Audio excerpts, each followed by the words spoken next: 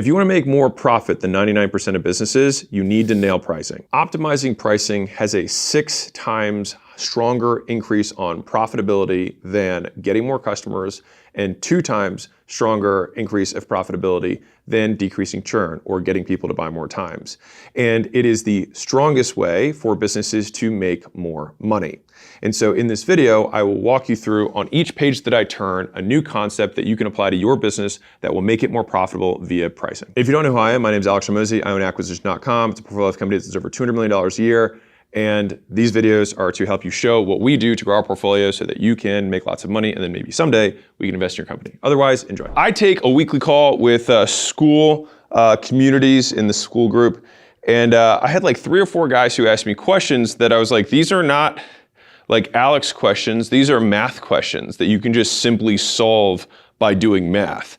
And so it's like, should I do this price or this price? It's like, well, what's the conversion of this one versus this one? And then what's LTV on this one, right? It's just, you just solve the math problem. And I think a lot of businesses are not using math to solve their problems. And with pricing being one of the largest levers for making money, not one of it is the largest compared to getting more customers, increasing how many times people buy, and pricing is still a 3 times stronger lever on profit versus the other 2.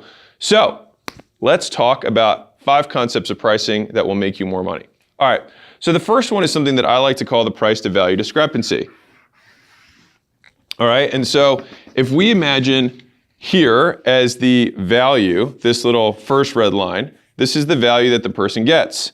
This is our price, assuming that our price doesn't change over time. Now, if our price doesn't change and the value does, when will people cancel? Here, when the price and the value are matched or when it's underneath. And this is our sad face as business owners because we're like, oh my God, I thought that I was making all this money. And so the thing is that there's a third line here that is probably worth understanding. And this is our cost line. So ideally, you want your cost to be here, your price to be here. So this is your profit. And then over here, this is your something called customer surplus, which is just a fancy word of saying goodwill or the value that people are getting net of the price, right? So ideally, you have really high value. You've got a price that's still high relative to your cost basis as a business owner. And so this is the fundamentals of pricing in a visual. Now, one of the things that I see as a mistake is how does this occur? How do we go from having lots of value to not having lots of value? Well, let me explain. So with one-time value versus consumable value, which is I like to think about it, all right? So the reason that you have those big discrepancies is that usually you don't understand the value that you are delivering to a customer. Meaning, if I say, hey, let me give you this course on, building websites, whatever, right? Then as soon as you learn how to build websites, the value of that course drops to 0. You already have the skill. Like the day before you needed to learn how to do arithmetic. Arithmetic's super valuable. The day after you learn it, it has 0 additional value. Now that doesn't detract from what the initial value was, it just no longer has value. And so what most business owners should do but don't do, so this is me telling you that you might want to think about this, is differentiating the value that you have in your business between one time and consumable or recurring value. All right. So let me explain. So let's say let's use that example of the websites. So my little course, right, on website building is something that would be one-time value. Once you have it, that's it. There's nothing else. But what are all the things that I might have in my business for website building that someone is going to consume this month and next month and the month after? I might have a community that's associated of people who are trying to build pages. That's something that I'll use this month and next month. I might have accountability. If I have somebody who's going to help me build it, right? Accountability/support. That's something that I'll use this month and next month, right? I'll have access to those things. What else would I use? Probably website servers to host my site, right? I'd probably use software to host my site. What else would I use? I might want ads help, right? That I would use on a monthly basis to help optimize my ads, right? And so the big thing here is that we have to look at the services we provide, and this is especially true with education people because they have lots of one-time value and very low recurring value, is thinking, am I pricing these things appropriately? So hear me out. I think that a superior pricing model better matches the price to value discrepancy that you're shooting for on a regular basis. So it would make sense for me to charge more here, right? My price to be higher here, and then it would make sense for my price to be lower over here. So I continue to have this delta all the way through, right? And so the question is, how do you accomplish something like that? Well, what you do is you have something called a startup or a one-time fee, which is associated with the thing that has one-time value. And then you have a lower consumable or recurring billing thing that's associated with the consumable or recurring value. And this is fundamentally why I think there's so much churn in the media or education or information space, is because people don't differentiate between those things, but your customers sure do. And so the customer says, well, you want me to pay $1,000 a month for this course, but I already learned how to do this, and you want me to keep paying for it for 12 months even though I already went through it? Now, you might make the argument, well, it's worth $12,000, but you know what? As far as they're concerned, today it's worth nothing. And so this is why I like having this perception of I have a one-time payment up front that's higher, and then I have a smaller payment that is done every month that reflects a price to value discrepancy on these recurring consumable things. Now, one of the things that people have a hard time with is realizing that this is significantly less valuable than this. And so what happens is that this might have to be $5,000 and this might be $300 per month or $200 per month, and that's okay. And so making sure that that price to value discrepancy matches will allow you to have really long LTV on this side. And so in so doing, get way more LTV overall because people don't leave. And if people don't leave, they keep paying. If they keep paying, you keep making money. Okay, now that is the one-time value versus consumable valuable concept. This is the big head, long tail, which I talk about in my offers book in more depth. And I think a lot of businesses are going to start switching to it. They already are. The way that this is done in the info space is people sell a course and then they have continuity or community on the back end. And you sell it as one thing, but they're just priced differently. So you pay $5,000 today, but then you pay X dollars per month over time. Okay, now, if you were to switch to something like this, let me walk you through something that blew my mind that might blow yours as well. So Profitwell did a really cool study on this, which showed the difference between monthly billing, quarterly billing, and annual billing. Now you're like, okay, well, what's the point? Who cares? Well, you should care. Let me show you why. So if you bill monthly, the average churn across all memberships is about 10.7% per month. That means if you have 100 people, you're gonna have 89 at the end of the next month, all right? If you bill quarterly, that churn drops to 5%. Okay, less than half, literally simply by changing the billing cadence. Now, what happens if you bill annually? It drops all the way to 2%. Now, you're like, okay, that doesn't seem like a very big difference. But let me show you how big of a difference this really is.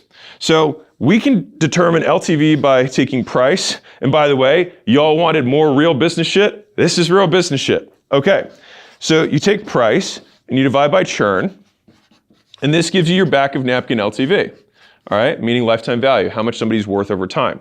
And so that means that if my price is $100, all right, $100, and we'll use that for all three of these examples, per month, right? Now, if it's $100 per month, here I'm billing monthly, here I'm billing $300 every quarter, here I'm billing $1,200 per year, all right, just to be clear. Now, these churn rates are extrapolated back out to monthly. So if I have 10.7% churn, 10.7, then it means that my LTV is somewhere in the neighborhood of like $950, somewhere in there, okay? Now, if I have 5% churn, my LTV is now $2,000. If I have 2% churn, my LTV is $5,000. Wow, so we went from $950 to $5,000 just by changing the cadence that we bill. If you're listening to this and you're like, wait a second, if I made 5 times the money per customer, guess what that would do to my business? You bet it would 5x your business. Then you're like, okay, well, I'm gonna do this tomorrow. Not so fast there, Fast Fred. Let's talk about the other side of this. Two things real quick. One, if you like this stuff, the question that I was citing at the very beginning of this was from a school Q&A that I do. So if you're getting into business, you want to start a business, you can join the School Games. 30% of people make their first dollar online. Very proud of that if they finish the first month of the School Games. So pretty cool there. If you already are a business owner and you like this more in-depth stuff in terms of like scaling the companies and increasing profit and EBITDA, we have workshops that we just started offering at acquisition.com at our headquarters in Vegas. And so if you want to see if you qualify for one of those, you can go to acquisition.com, hit scale, and hopefully we'll talk to you then. Conversion rates. And so think about it like this. Let's say you get 100 clicks or at-bats or whatever to pitch this thing, right? Now, before this, you used to say, hey, my thing is $12,000 and you bill, $1,000 a month for a year. Okay, fine. Now, the thing is maybe you close 20% of people on this. Okay, fine. Now, let's say you have another 100 where you get on the phone and you say, for these guys, it's $5,000 per year, and it's up front. Now the question is, what percent, maybe you still sell 20%, I don't know. This is a testable proposition. But this is where it gets really interesting, is that for everybody who knows that you say, hey, this is $12,000, it's $1,000 a month for 12 months, we all know that this person cancels at month 4. You know what I'm saying. So they cancel at month 4 or 5, which means the people are worth $4,000 to $5,000, right? Now, if you bill $5,000 and you bill it annually and you say, hey, you have to pay this up front, maybe you have the same close rate because the price point is so much, the perception of the price is so much lower. But here's where this gets really interesting, is that if we look at this 12 months later and we say, hey, what percentage of these people are going to renew? Guess what the percentage is? Way higher. And that brings me to my next point, which I will reiterate back on this one, which is, let's think about what the mechanism is that drives down this churn, going from monthly to quarterly to annual. So let me tell you what it is, or at least my best thought of it, is that churn is directly correlated with frequency of billing.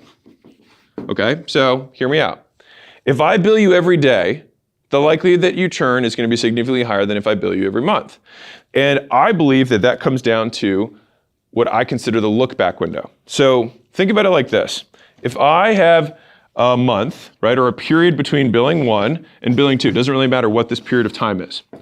On this point, I'm going to look back with my eyeballs and say, how much value did I get between this billing and this billing?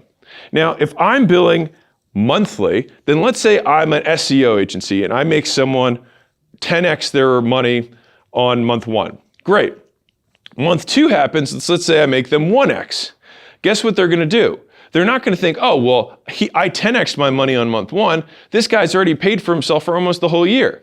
No, they're going to think, well, I got a good return last month and I got a crap return this month, and so I'm going to cancel. It's about what have you done for me lately? It's about what have you done in the look back window between billing cycles. The reason that this frequency piece that I was mentioning earlier is so important is that it extends the look back period. And so if I paid $5,000 a year to be a part of an association and then it comes up to bill a year later, then I might think to myself, I look back over a year and say, did I make more than $5,000? Now that 10x month is going to be included, and the 1x month, and the next month that was a 3x, and the next month that's a 1x, the next month that's a 15x. All of those months are going to be included, and I'm going to be like, wow, this is a banging deal, right? And so for that reason, extending the look back window gives you a higher likelihood that people are going to renew. And we already see that. It's 5 times more likely that people renew on an annual basis. Now you can make also the argument someone who can pay a fee up front can also afford to do it. So they're not just scrimping by to try and barely afford whatever the service is. And so there's probably a number of reasons that annual does better than monthly or quarterly. But for me as a consumer, I think to myself, I think about what's this look back window, and I want it to be as long as humanly possible for someone to logically say, this makes sense for me. Okay, so from there, I have made a number of conclusions for myself that I'd like for you to consider, that you can consider for your business, all right? Which is the difference. This is kind of counter internet marketing culture, which is originally you want to sell it for as much as you possibly can, which I used to preach, and I don't believe that as much anymore. And I actually would much rather pitch something that I know they're going to continue to pay for. right? And so I spent the first part of my career trying to obsess about what gets people to stick, how to get people to pay again and again and again. And where I have switched to in my career is I just look for things that people already don't cancel from. And then I just try and sell those. And so if I could do it all over again, I would only focus exclusively on things that people already don't cancel. So if you look at alarm systems and insurance and payment processing and banking and other things like that, you're going to find things that people in general don't cancel or switch from. Cable, right? Like people don't switch from these things. Cell phone service, like these are things that people don't really switch of very often. On the flip side, gym memberships is something that people cancel all the time, and that's a structural thing. People don't want to work out, but people do need insurance. People do need to watch television. People do need to use their phones even more. And so I would take all of my emphasis and say, why don't I just get into the right boat that I already know has really long LTV? And so that's something that I've just learned in time now. Now, the other piece is I would strongly emphasize the point that I was making earlier about looking at quarter, annual, and monthly, is that I would rather take less money on an annual billing and convert at the same percentage. So it's like if it's $12K for a year versus $5K paid up front for a year, I'd rather have the 5 because I know that my annual renewal rate will be much higher. So let's finish out this little equation here. So here, if this $5,000 is what I'm asking for someone to pay for a year, and we have this look back a year later, believe it or not, remember we have 2%? A lot of times this means you're going to keep 80% or more of the customers. And so all of a sudden, wait a second, remember we had 2% monthly churn, but this is a 5K thing? Well, that means that this price point would be 5,000 divided by 12. Can anyone do that math for me? That's $600 a month, $600 a month, $500 a month, 465, 416. Okay, so 416, all right, and then we multiply this guy by 50 because it's 2% churn, right? Which means they have, what is that? That's going to be 20,000 something. All right, don't worry, it's 2% churn. There we go. So this is 2%. Which is equal to this times 50, same thing. Equals 20,800. All right, the reason this is so important, is that look at the difference between this 20,000 and this 4,000 or 5,000 that we have here. Now, this means that a year from now, you're gonna have 80 out of the 100 people still paying you, and then they renew again. And guess what? If you keep selling at this rate, that means that you get all of last year's sales to stack on top of this year's sales. And guess what happens in the third year? You have last year's, the year before's, and this year's that stack on top of each other. And so this is what creates a compounding business. And the vast majority of small businesses do not understand this. And the reason that they stay poor is because they think that the only way that they can grow their business is to increase the number of customers that they're selling every month. And that simply is a very terrible way to live. Because the moment your acquisition channel, your YouTube channel gets shut down, your Facebook ad account gets shut down, you've got some sort of deliverability issue on your domains if you're doing outreach, right? There's always something that can happen. And unless you have customers that plan on continuing to pay you over and over again, it means your business dies immediately. That's not a very valuable business. It's also one that's hard to sleep with at night. And so the idea is you want to find stuff that people don't stop buying. You want to sell the crap out of it. You want to sell it at a price point that you know they're going to continue to pay. You want to extend the look back window as much as you possibly can so it increases the likelihood that they're going to convert. And you also have a bidirectional relationship between the price and the conversion rate. And so maybe you do get more people to buy at $1,000 down than you do at $5,000 up front. But on the flip side, $5,000 is less than $12,000 for the year. And so you're going to have two forces that are going to be working against each other. Now, for me personally, I would rather have the much higher quality customer that's going to be in the most optimized billing cycle. And if I do think about this with my thinking hat, maybe I either do the big head long tail, which is if I know my thing isn't tremendously valuable, then I might say my one time up front, that offsets my cost to acquire customers. And then I have a very small monthly billing after that that has a big price to value discrepancy based on the consumable value of my service or thing.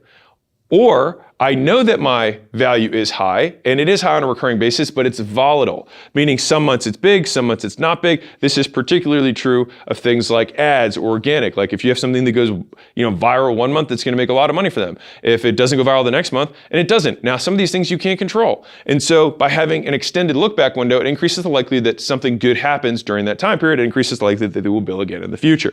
And so the TLDR for you, number one, separate out one-time versus consumable value.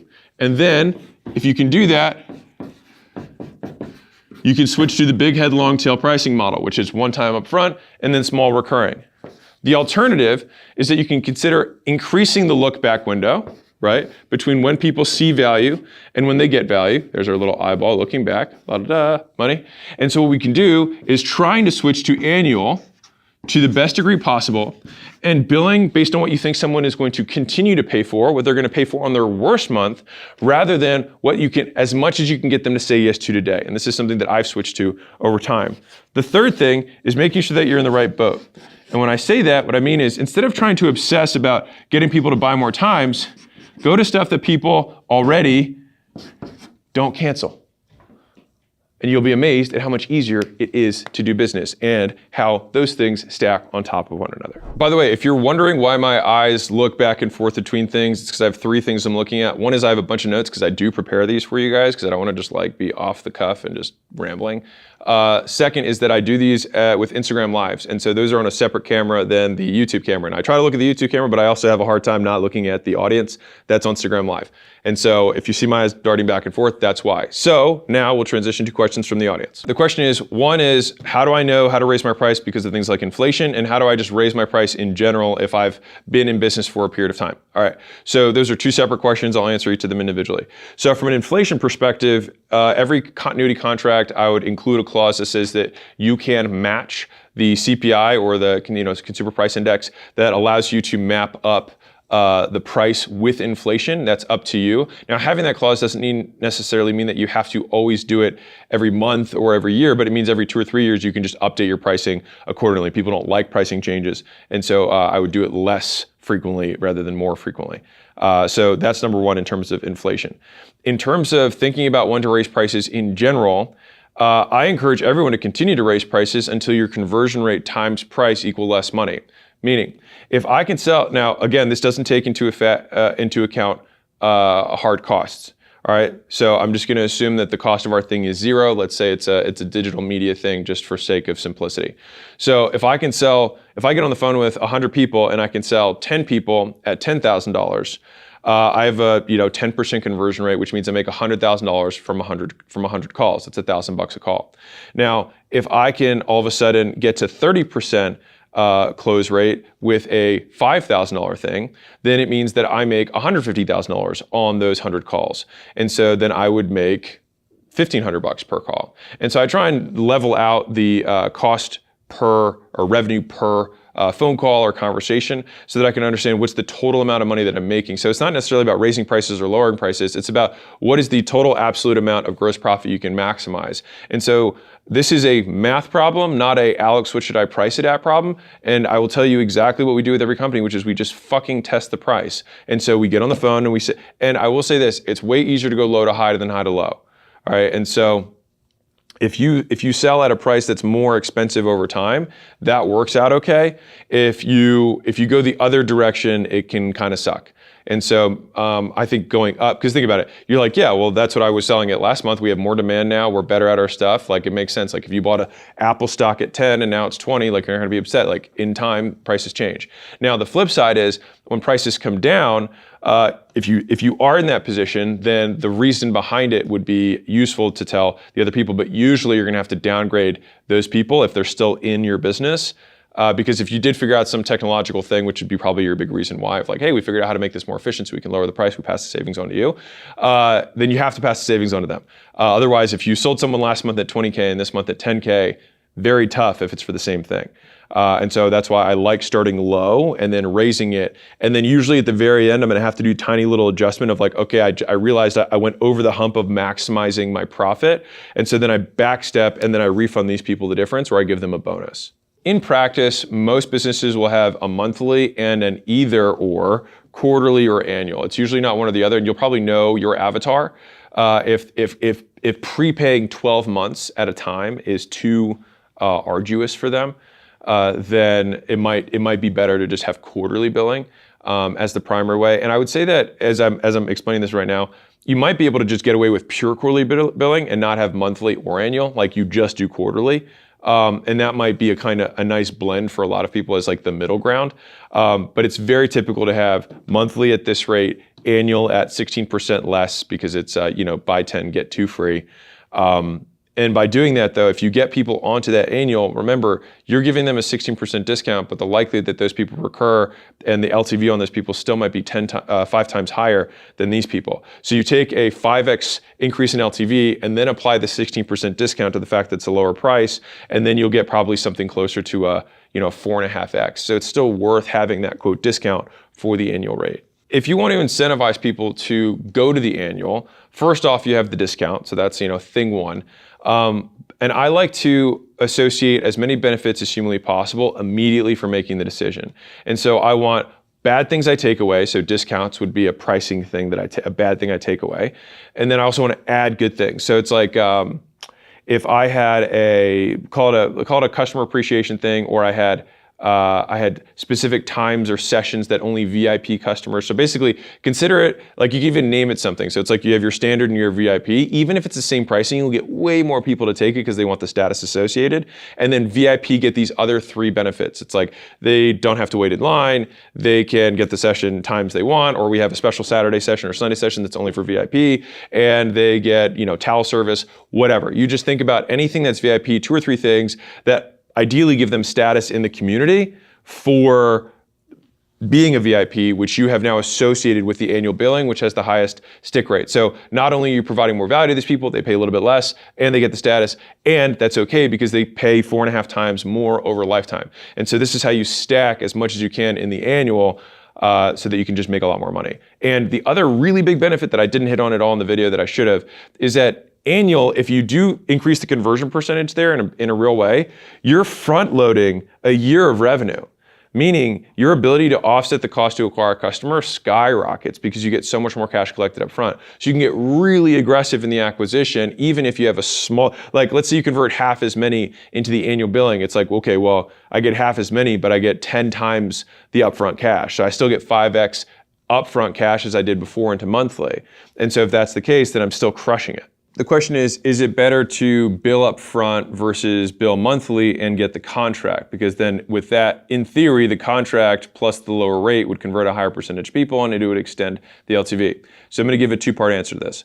Number one is the contract that you lock someone in on is only worth the quality of the signature on the contract, meaning the person or the prospect who buys, it is their creditworthiness that matters. Now, for example, in Europe, contracts matter a lot more, and people actually adhere to them. Like there's not a really big, churn rate on people saying that they don't stick with their commitments. In the US, it's just a different culture in terms of how credit and contracts work. Like people get out of and cancel contracts or ghost or cancel their credit cards all the time. And this is because Visa and MasterCard and those companies have become a very pro-consumer, cover for people to not stick with their commitments because they will always side with the consumer on chargebacks and refunds. And so it allows people to make purchases without consequences. And so the people where contracts matter is like enterprise customers. If you have a massive company that you're doing business with, contracts matter. If you're dealing with like consumers, contracts don't mean anything. And if you look at the biggest companies that deal with consumers, the vast majority of them don't even bother doing contracts because what ends up happening is that, let me say it this way, it will decrease sales to such a larger extent that just billing month to month and then focusing on improving the quality of the thing you have. Because at the end of the day, if the contract doesn't matter either way, all it does is decrease sales because people factor it in to their purchase, but they don't factor it into their cancellation. And so it's like you increase friction on the front end, but you don't decrease friction on the back end. Now, in general, will someone who signs a contract stay longer than someone who is month to month? Yes. But the question is, what's the trade-off on conversion, and is it worth it versus taking all that effort and putting it into how do I improve the quality of the product how to improve the quality of the prospect as well in terms of targeting and messaging. But the big one is there a way that I can just pick something that people already don't cancel? The question was, is there a way to extend the look back period beyond the billing cycle? Meaning, can you accumulate saving, time saving if you had a software, or money made if you had an agency, or anything to that degree, or pounds lost if you did weight loss, whatever, marriages saved, fights avoided if you're in marriage counseling, whatever.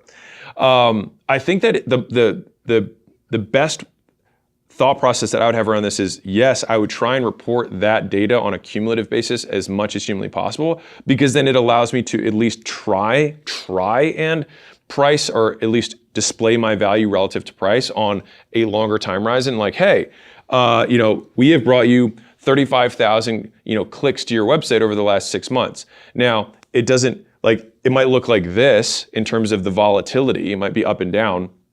But if you look back cumulatively, relative to what you paid, it's still a great deal. And so I think that is where customer success and having some tech and how you're reporting and how you have those conversations with the customer is super important in terms of framing. So I think those are huge benefits to trying to show the cumulative increase, but just being really real, most people don't care that much. So I think it might lift you a few points, but the big is they're still going to think, well, you billed me last month and this month I only got 1x and it's not worth it. For example, if you look at Instacart, they say we saved you this many hours of going shopping and driving or whatever. And so it is over the duration of the time that you've had Instacart, they will show you what your savings are, not what I saved you this month. Hey, if you like this more mathematical approach to business, by the way, this is how I actually do business. That's not the YouTube version. And the reason that these videos will always get fewer views is because it's actually for business owners.